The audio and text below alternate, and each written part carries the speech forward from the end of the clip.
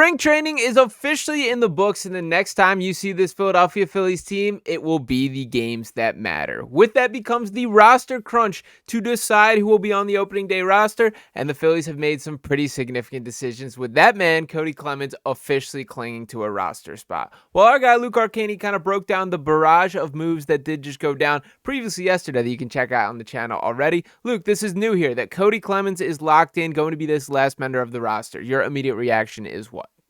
Yeah, so the last time we talked, as far as myself and the viewers, there was really just one spot remaining.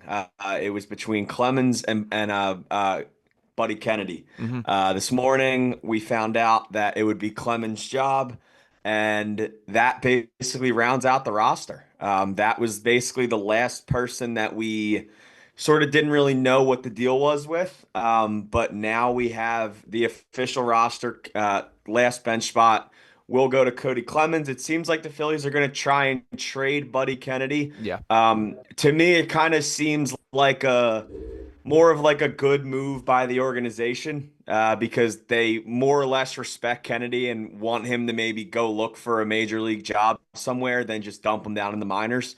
If there isn't a trade for him, then they would DFA him. If there's nobody that would trade for him, he might clear waivers.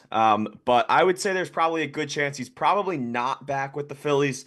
But more importantly, that last spot is officially heading to Kody Clemens' spot. Yeah, and shout out to Kody Clemens. Obviously, the Weston Wilson injury kind of added a little wrinkle in this and made the decision a little bit more difficult than we'd expected. Didn't see a ton of Clemens last year. That in his opportunities, he hit 5 home runs, 18 RBIs, a 258 on base percentage there. Just 114 at bats, did have 25 hits. He's still 28 years old. Really a guy that hasn't gotten the freedom to play at a regular rate or kind of get the leash taken off for what his opportunity is. And this is something that could turn into that. Now, I know the Weston Wilson factor is certainly notable here, that if he was healthy, he would have clinged on to that last roster spot, if I'm correct in that. What do you think happens when Wilson gets healthy, and how do you think that entire situation plays itself out?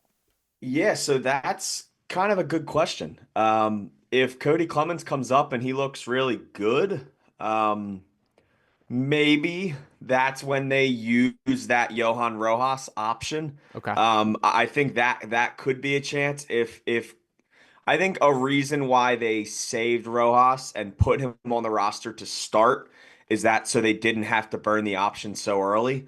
So because I think if Weston Wilson is healthy when he comes back, I think it's going to be his job at some point. Yeah. But it's going to be hard to take Clemens off and basically DFA him if he looks really good because he is out of options. And it is kind of funny that you kind of forget that Kody Clemens is the last person from the Matt Vierling trade standing in the Phillies organization and in the trade, really, as far as in the majors, other than Vierling himself. Wow. That trade involved Matt Vierling, Nick Maton, Donnie Sands, Gregory Soto, and Kody Clemens. So I would Oh, say wow. Vierling and Clemens are really the only two standing left from that trade. Soto's But still yeah, kicking so around in I Baltimore, right?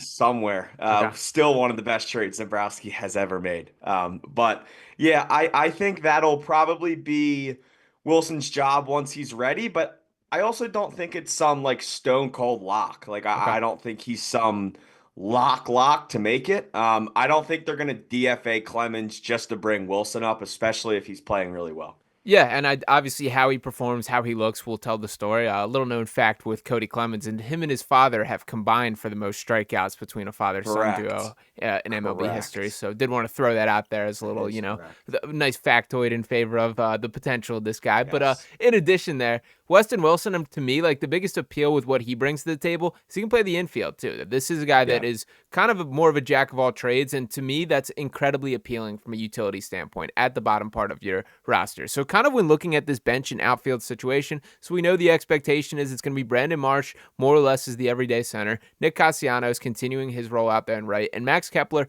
getting the chance in left field. When you look at that bench, Rafael Marchand, obviously we've talked a lot about from the catcher outlook, and shout out to the Phillies for kind of making that decision there. I had a little bit of doubt that they would. I think it is the right call there. And then, of course, Edmundo Sosa, Johan Rojas, and Kody Clemens. How do you feel about these kind of bench options from the overall perspective here? Are these guys you all have confidence in? Obviously, some of them have stuck around for a while now, but what are your thoughts on the unit as a whole?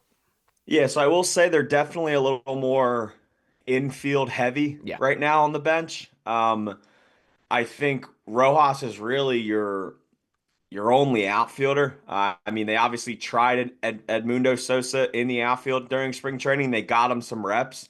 I mean, like, God forbid an outfielder got hurt and he had to go out there one day. Like, I think he can. I don't think they want to play him in center field for a week straight, Yeah. but I think if they need to put Sosa in the outfield in the ninth inning for something, like, I think it's doable. So the real baseline right now, based off of that bench right now, is it's very infield heavy. Hmm. The nice thing about Marchand is what you didn't get from Stubbs. It's nice that you have a switch hitter actually off your bench now. The Phillies haven't really had a ton of those in a while. Um, the history of switch hitters on the Phillies is not that big. So that is nice because Marchand sort of gives you that both sides of the plate thing.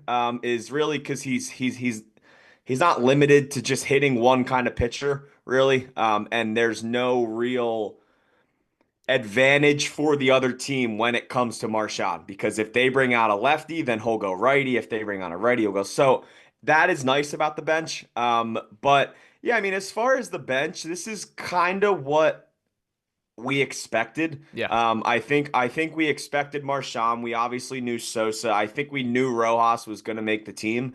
And then in spring, it was obviously Wilson before the injury, but I kind of thought all along that it was going to be Clemens. It was either going to be between these last two guys in him or Kennedy. Yeah. So not really surprised there that much at all from the bench. Yeah, fair. And shout out to Buddy Kennedy. Big fan of his. I liked what he did for this team in the limited chances we saw him. Like Yeah. always, shout out the best baseball player to ever come out of Millville, New Jersey there. So wishing he lands on his feet somewhere, hoping for the best for Buddy. And by the way, if we're complaining about the bench performances of the Phillies as our biggest takeaway at the start of the season, we're probably we're Okay. sitting in a pretty good spot there. Now, We're with gonna be that okay. being said, we did get some news that feels like it only happens in Philadelphia, as Matt Straham was supposed to pitch in spring training today, and that did not go down. And why is that exactly? Is because per Jason Stark, we have an update on Matt Strahm's middle finger injury. He said he was packing his daughter's toys in a box and jammed the cardboard between his nail and finger. It's his second packing injury of the spring. Quote, "I'm going to have to buy a house here so I don't have to pack," he said. Luke, what is your immediate reaction to this? Take it Well, away. first of all, immediate reaction is I clenched up because Horrible feeling. I like felt that in my finger. First of all, that's disgusting. First of all, Yeah. I did see a tweet I think from Matt Gelbis. He was actually like very proud to like jokingly like show the reporters like his like Band-Aid taped. It seemed like it was nasty. No, I mean there's really nothing there. Ugh. He's gonna be okay. If he wasn't going to be okay, I think the more injury would have been the shoulder because he is supposed to make the roster. He won't have to go on the IL. So the bullpen is just about intact. Everyone's there. Everybody's healthy, really, other than Ranger. Yeah. And really the only time you won't see Ranger and you'll see Taiwan is probably like twice. So the health aspect really favored the Phillies this spring. I know towards the end there was a few. Obviously, Marsh got hurt in the same game as Kepler, Right. but they both came back the next day.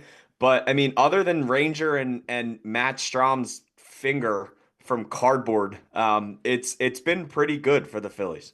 Yeah, well, no, glad to avoid any Reese Hoskins situation or anything like that because they certainly have had their downfalls as well. But now is where the grind of the season actually starts. So shout out to this team for surviving spring training, getting the whole roster set, and we have some live baseball action to talk about moving forward. So this Phillies team is ready, and me and Luke are ready. So make sure you guys are smashing that subscribe button if you have not already. Just 35.6% of you guys watching these videos have subscribed to us here at Phillies Digest to this point. It is that time to hit the main season, and we're going to be on top of it from start to finish. So come hang with us on a regular basis by smashing that subscribe button. Appreciate you guys for tuning in this video here. Make sure you're hitting that like button, dropping your comments below, your thoughts on Kody Clemens and anything else on your mind, and me and Luke will be back talking with you next time. Peace.